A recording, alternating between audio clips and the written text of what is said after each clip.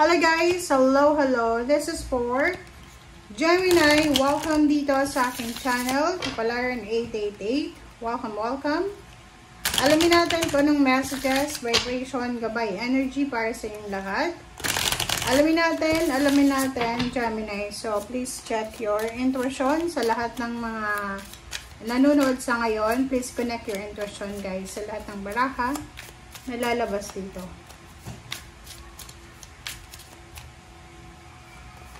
Okay, first card natin is Spider. This first deck ay Spiritual Helpers deck siya. Okay, first card mo is Spider, Dream Weaver. Tune into the energetic grids around you. Where can you send your energy for healing? So this is, parang spider siya. Okay? Spider talaga. Parang, di ba, yung mga spider na parang gumagawa sila ng sapot.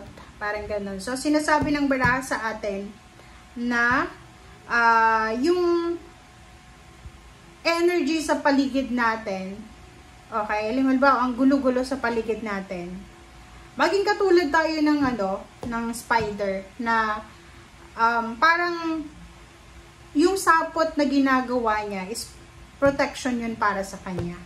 Halimbawa, napapaligiran ka ng mga masasamang tao or napapaligiran ka ng mga toxic, mga negative na tao. Sinasabi ng baraha sa atin na make sure na marunong tayong maglagay ng boundaries, marunong tayong parang ang tawag dito, marunong tayong promotekta sa sarili natin. Okay? Like spider siya. Huwag tayong masyadong padadala sa mga nangyayari sa paligid natin, sa community. Kasi like spider, diba, na halimbawa na nakapaglagay na siya ng sapot, nandun na lang siya nag-i-stay eh. Hindi na siya naglalakad pa. Or minsan, oo, umaalis siya doon, pero alam niya sa sarili niya na mayroon siyang papupuntahan or mayroon siyang uuwian. Like, kumbaga, protection na natin ang sarili natin. Like family. Kung alam mo na yun yung family mo, yun yung foundation mo, yung parang siya yung kalakasan mo, you need to protect your family. Okay?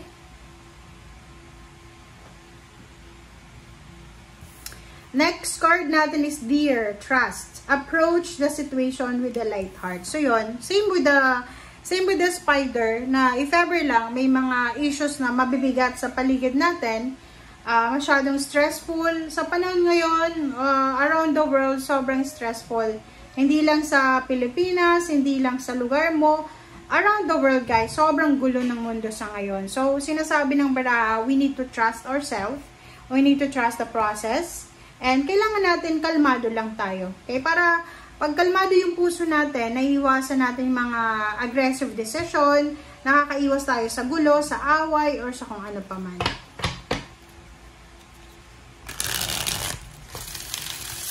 Okay, so tingnan natin. This is the second deck.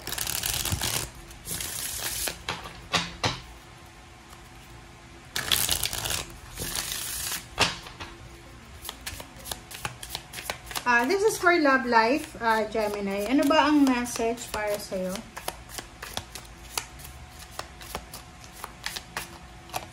Okay, you're very close to getting your wish. Wow!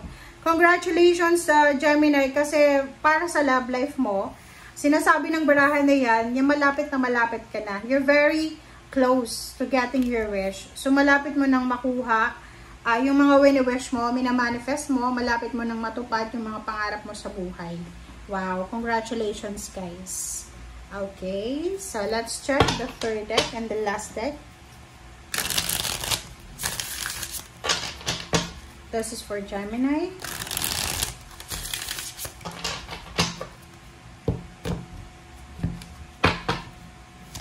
Okay, first card natin is Queen of Wands. This is freedom. This is fire sign.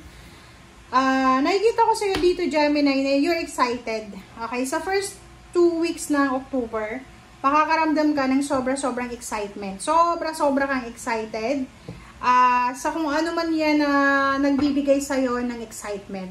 Okay? It's either new job, new career, it's either love life, travel, work, or promotion, or any exciting na plano. Okay?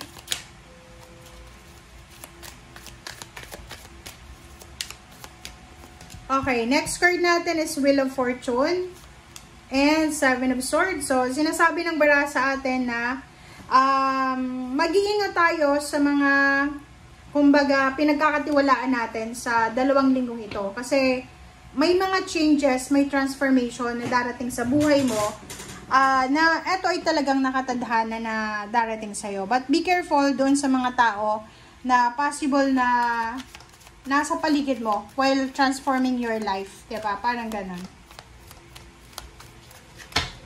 Okay. Next card natin is the Moon. Diba?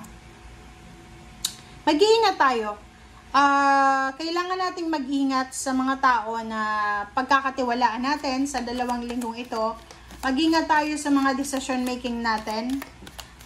Mag-ingat din tayo lalo sa love life. Kasi nakikita ko sir dito, possible na may tao dito na bala kang lokohin or pwedeng kung single ka, huwag ka agad-agad papasok sa isang relationship sa 2 linggong ito kasi may possibilities dito na hindi yan magtatagal yung relationship na papasukan mo.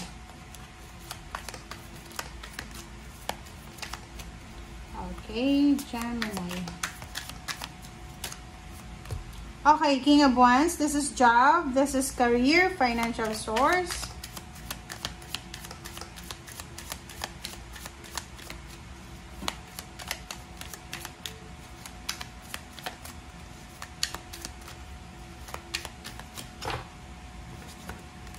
Okay, Six of Pentacles, wow!